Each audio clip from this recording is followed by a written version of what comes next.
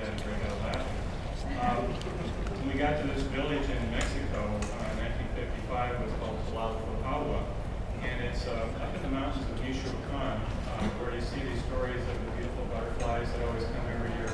That's the area that we were, and it's where the Tarascan Indians had their empire. And the Tarascans were such a fierce tribe hundreds of years ago that the Aztecs could not conquer them. And in fact, it took the Spanish to come in and conquer the Aztecs and the Tarascans. But this is a tough group of people.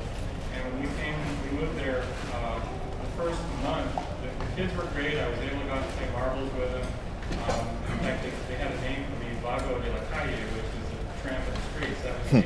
I was always in the streets playing marbles with kids. And the mothers didn't want the kids playing with that Norte Americano, so they'd come in and get their kids and take them away. And meantime, so I was running out of playmates, but also all the parts of our car were missing. The hubcaps were gone, windshield wipers, the mirrors, everything is missing. And then about a little less than a month into it, the curate, who was a very important religious man, who was a priest who controlled all the priests for a 5-village area in this Michoacan.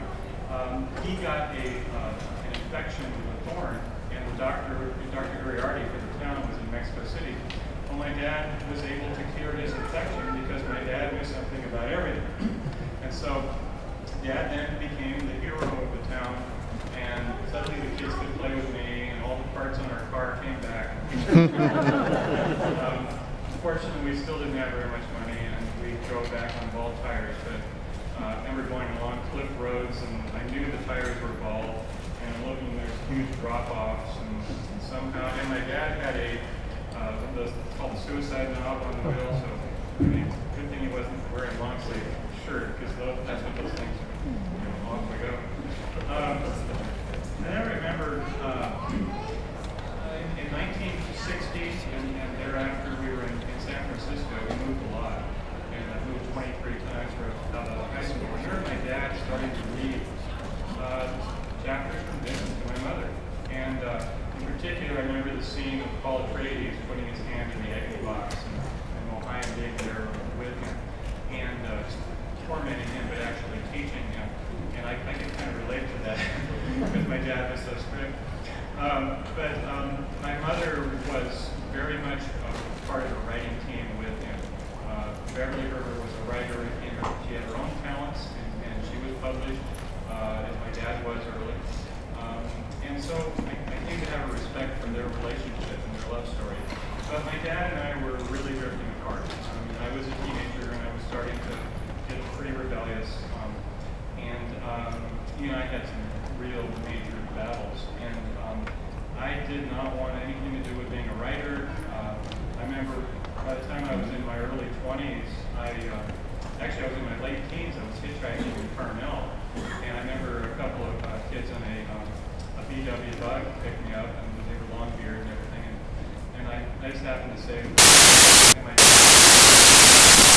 books, and they said, well, what books has he written? And this is about 1966, and I said, Dragon, the Sea, and Dune, and they just about pulled the car almost went off the road. Dune, and I had no idea that it was ancient, and so I knew he was a writer, I knew he was different, he was quite a disciplinarian, but by the time I was in my 20s, I was married to Jan, who's here in the front row, and I'm still married to her, and I was working in insurance, so I had a regular paycheck coming in, regular job, but Jan noticed that I was pretty good at writing complaint letters for products. We had a lot of problems with products. So I would write a 10, 20-page complaint letter, and I would go up against their lawyers, and the lawyers would lose and stuff like that. So she said, Brian, you're a pretty good writer. Why don't you go to your dad and see if he'll help you?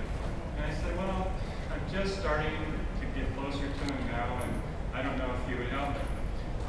And about this time, my mother got terminal lung cancer. And so I started to see another side of Dad with her. He gave up his time for writing, which was precious to him, and he became her nurse, her maid, her cook. He bought an incredible house for her at Hana on the island of Maui in Hawaii, where she could breathe easier with their lung cancer. And at the same time, he was reaching out and helping me with my writing. And my first, I wrote a couple of joke books that I did get published, and I refused to use my father's name. I would call agents and say, I've got this story idea, or I'd write them a letter and nobody would respond. And finally, I just started calling publishers directly with a couple of books, and I sold a book called Incredible Insurance Claims, because I was an insurance guy and I knew about money claims. And then I did another book called Classic Comebacks, and I sold those directly over the phone without an agent to Chrysler and Sloan, who they did Murphy's Law and things like that here in the LA area. So after that, I started working harder on a novel, and I've been doing that off and on for years. So I wrote this science fiction novel about this civilization that is actually eating people. And Dad read it and said, "Have you heard of Soylent Green?" And so I thought it was a really good story. It was really imaginative, and I didn't know about Harry Harrison's book at that time. So I went off and read it, and I saw the movie Charles Manson, and oops. So then I thought, well, I've got another big idea. And so the next big idea was about this consumerism in the planet, and it's just gone too far.